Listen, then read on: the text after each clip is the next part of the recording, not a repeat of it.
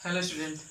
हमने आपको बात किया था कि पीएचडी क्लासेस में आपको physics, chemistry, math, biology, English के साथ हिंदी व्याकरण आपको भी पढ़ाया जाएगा। तो हम मैथ तो आपको हम पढ़ाएंगे ही, उसके साथ आज हम आपको इंग्लिश को इंट्रोड्यूस कराते हैं। हमारे सरवन जी हैं, ये आपको इंग्लिश पढ़ाएंगे, ठीक है। तो आपको थोड़ा सा आज फिलहाल में आपको इंट्रोडक्शन देंगे, इंग्लिश का जो भी इंट्रोडक्शन होगा फिलहाल की आपको इंट्रोडक्शन ले लीजिएगा। इस बाद आपको डेली इनका जो भी क्लास होगा अपने स्टूडेंट पर आपको भेजते रहेंगे, ठीक है। इंग्लिश पढ़ाइए आप। Hello student, I am your English teacher and I will teach you English grammar basic to advanced. So आइए आज बेसिक से स्टार्ट करते हैं ग्रामर।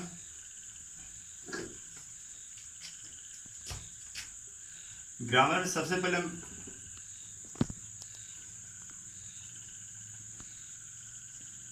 बात करेंगे उसके परिभाषा की। व्याकरण की परिभाषा क्या होती है? परिभाषा व्याकरण वह विद्या है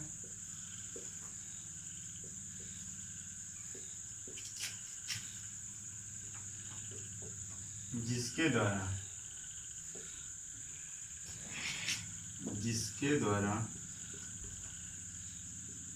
किसी भाषा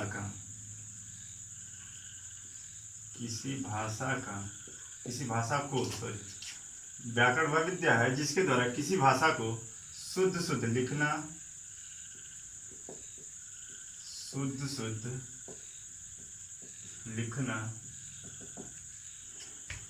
पढ़ना तथा बोलना आ जाए उसे व्याकरण कहते हैं।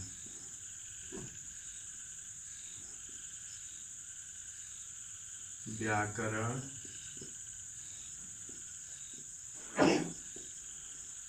कहते हैं। ग्रामर की परिभाषा देख लीजिए, दिया कि व्याकरण वह विद्या है जिसके द्वारा किसी भाषा को शुद्ध लिखना, पढ़ना तथा बोलना आ जाए उसे व्याकरण कहते हैं। जैसे मैं अंग्रेजी पढ़ाता हूँ। ये हिंदी व्याकरण है, हिंदी भाषा है। अब इसको इंग्लिश में ट्रांसलेट करेंगे तो आई टीच इंग्लिश। ये दो भाषा हो गई। अब ये हिंदी भाषा और ये इंग्लिश भाषा, और इन्हीं का ज्ञान कराता है हमारा व्याकरण। तो व्याकरण में सबसे पहले आज हम बात करेंगे बेसिक से। बेसिक में सबसे पहले पढ़ेंगे अल्फाबेट। अल्फाबेट क्या होता है उसको मैं भी बता रहे हैं।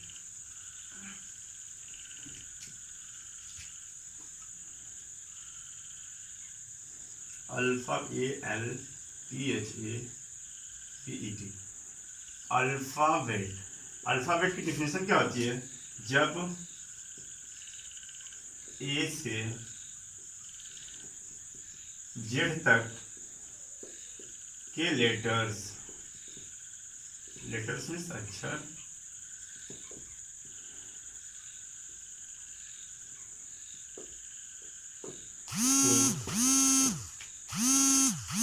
एक साथ लिखा जाए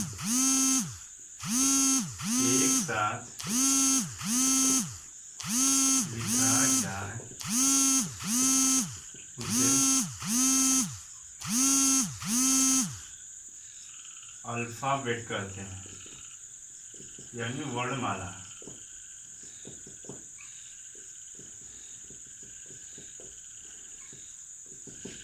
व्याकरण में इंग्लिश ग्रामर में सबसे पहला पार्ट है अल्फाबेट। अल्फाबेट किसे कहते हैं? जब ए से जेड तक के लेटर्स में सदा अक्षर को एक साथ लिखा जाए उसे अल्फाबेट कहते हैं। जैसे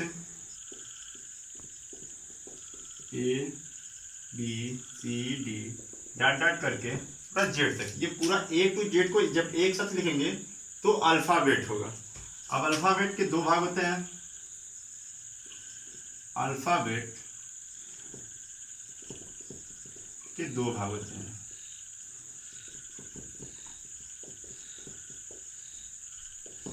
होते हैं। फर्स्ट जो होता है वावेल, जिसको हिंदी में स्वर बोलते हैं, और जो दूसरा होता है कॉन्सोनेंट, जिसको हम व्यंजन बोलते हैं।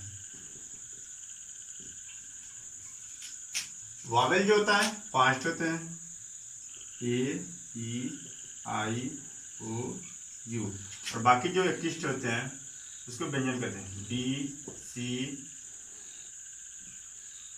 D, F, G, H, J, K, L, M, N, P, Q, R, S, T, V, W, X, Y और जेड।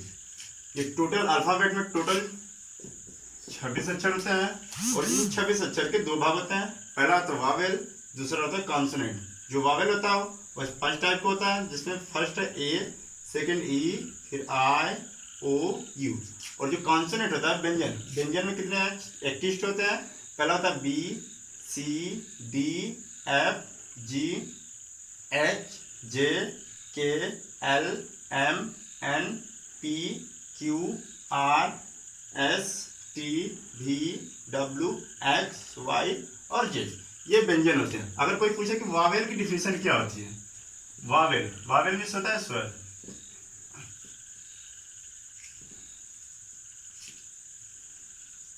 स्वर की डिफिनेशन क्या होती है? वावेल मीन्स स्वर। कोई पूछे स्वर किससे कहते हैं, तो लिखेंगे जब किसी भी लेटर को, किसी भी लेटर, लेटर में अक्षर होता है, जब किसी भी लेटर को बोलने के लिए, बोलने के लिए वोकल कोड,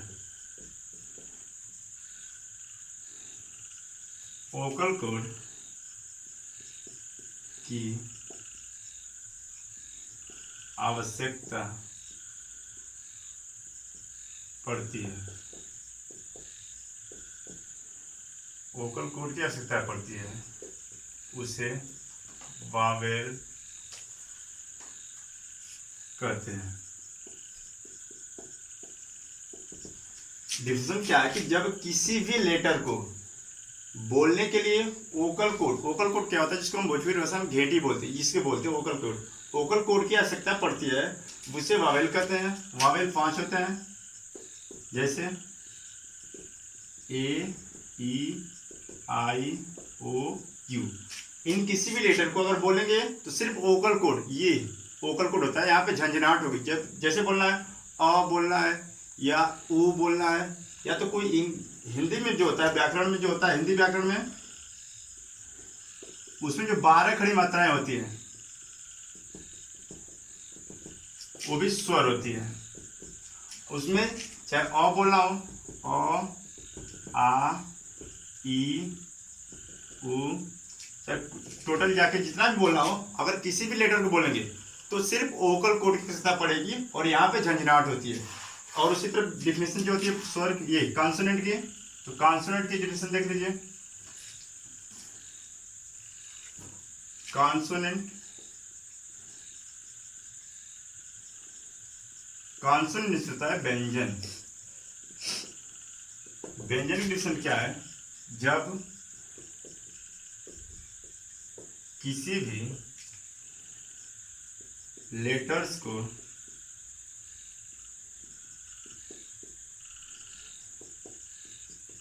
बोलने के लिए टीथ, लिप, नोज, ईटीसी की आवश्यकता पड़ती है, उसे कॉन्सोनेंट कहते हैं।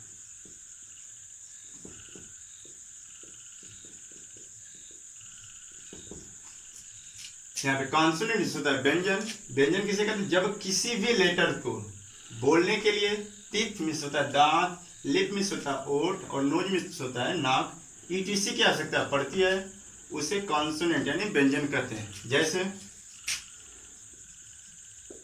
हमें बोलना हो P Q R dot dot करके कुछ भी बोलना हो, या तो हिंदी भाषा में इसको बोलते हैं प, या तो क्यू, या तो च बोलो, त बोलो, द बोलो, कुछ भी बोलेंगे। अगर प बोलना हो तो जो कॉन्सोनेंट होता है उसमें क्या क्या आवश्यकता पड़े? या तो तित की पड़ सकती है, लिप मीन्स होठ की आवश्यकता पड़ सकती है, नोज मीन्स नाक की आवश्यकता पड़ती है, या इन चीजों में से किसी की भी आवश्यकता पड़े उसे कॉन्सोनेंट बोलना। जैसे प जब बोल रहे हैं तो अपर लिप और लोअर लिप दोनों होठ जब तक टच नहीं करेंगे तब तक प साउंड नहीं आएगा। तो प में लिप की आवश्यकता पड़ रही है, हमें च बोलना हो च, तो च में क्या रहा कि लोअर टीथ और जो टंग है उसकी आवश्यकता पड़ रही है। च च नीचे वाला दांत पे टच कर रहा है। अगर त बोलना हो तो अपर टीथ और टंग की आवश्यकता पड़ रही है, तो उसे कॉन्सोनेंट यानी जब किसी भी लेटर को बोलने के लिए टीथ, लिप, नोज, ईटीसी की आवश्यकता पड़ती है उसे कॉन्सोनेंट कहते हैं।